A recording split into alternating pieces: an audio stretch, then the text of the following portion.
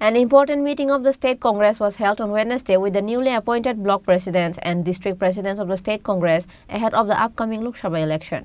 Congress President Ashish Kumar Saha and other leaders were also present in the meeting. Congress President Ashish Kumar Saha said that today's important meeting is to make the conference of the State Congress successful, which is going to be held at Agartala Town Hall on 6th of March.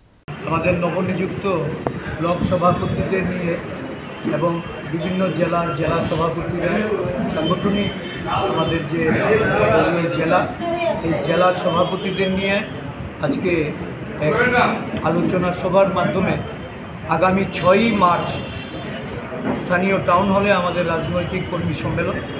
এই কর্মী সম্মেলনকে সফল করার লক্ষ্যে ব্লকের প্রতিনিধি, আমাদের জেলার প্রতিনিধি এবং প্রদেশ কংগ্রেসের বিভিন্ন শাখা সংগঠন, আমাদের বিভাগ এবং সেলে সমস্ত প্রতিনিধিদের সঠিকভাবে সেখানে প্রতিনিধিত্ব করার যে সুযোগ, এই সুযোগ করে দেওয়ার লক্ষ্যে আমাদের দলীয় যে কর্মসূচি, এই কর্মসূচি বাস্তবায়নের লক্ষ্যে ব্লক কমিটি, মণ্ডল কমিটি, বুথ কমিটি যেগুলি পুনর্গঠন করা হয়েছে, সেই পুনর্গঠিত কমিটির নেতৃত্বকে সামনে রেখে এই রাজনৈতিক সম্মেলন অনুষ্ঠিত হতে যাচ্ছে। এই রাজনৈতিক সম্মেলনকে সফল করার জন্য আমাদের বিভিন্ন স্তরের নেতৃত্বদের নিয়ে আজকের এই সভা। আগামী দিন আমাদের যে আসন্ন লোকসভা নির্বাচন, এই লোকসভা নির্বাচনের প্রস্তুতি কীভাবে নেওয়া, আমাদের দলীয় সিদ্ধান্তে উপনীত হতে গেলে আমাদের তৃণমূল স্তরের নেতৃত্বের মতামত সেগুলি গ্রহণ করার লক্ষ্যে আজকে এই সভা। মতার সঙ্গে আলোচনা কতটুকু এগুলো এবং আজকে যে অনশন করছে তারা কী বলবে নেবে না, আলোচনা তো আমাদের চলছে। আমাদের আলোচনা আমরা আমাদের কেন্দ্রীয় নেতৃত্বের কাছেও পৌঁছে দিয়েছি। সিদ্ধান্ত যখন হবে তখন আপনারা জানতে পারবেন।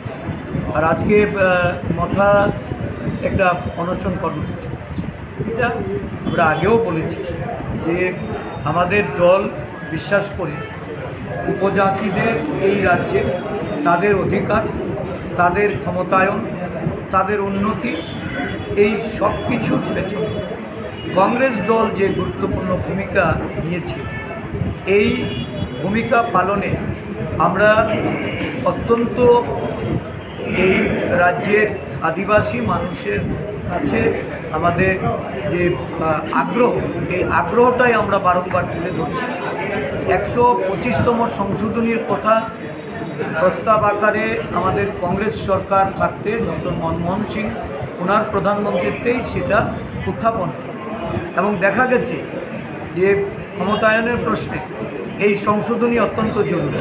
কিন্তু 10 বছর ক্ষমতায় থেকেও বিভিন্ন নির্বাচনে প্রতিশ্রুতি রেখেছে, তাদের যে ইস্তেহারের মাধ্যমেও প্রকাশ পেয়েছে, কিন্তু এই রাজ্যে না রাজ্য সরকার না কেন্দ্রীয় সরকার ভূমিপুত্রদের উন্নয়নে কোনো ভূমিকা নেয়, তাদের ক্ষমতায়নের জন্য কোনো অধিকার প্রদান করার ক্ষেত্রে কোনো উদ্যোগ নেই। তাই আন্দোলন, যে কোনো রাজনৈতিক দল আন্দোলন করবে, এটা খুব স্বাভাবিক। আন্দোলনের প্রতি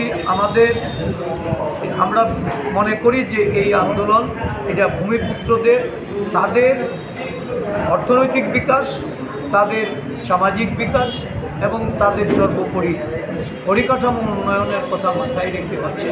স্বাভাবিকভাবে এই আন্দোলনের বিরোধিতা করার কোনো কারণ নেই। আমরা মনে করি যে ভূমিপুত্রদের তাদের দাবি এটা যথার্থ এবং এটা কনস্টিটিউশনাল ডিমান্ড। আমরা কনস্টিটিউশনাল ডিমান্ড। ব্যুরো রিপোর্ট, চিনি খরাং।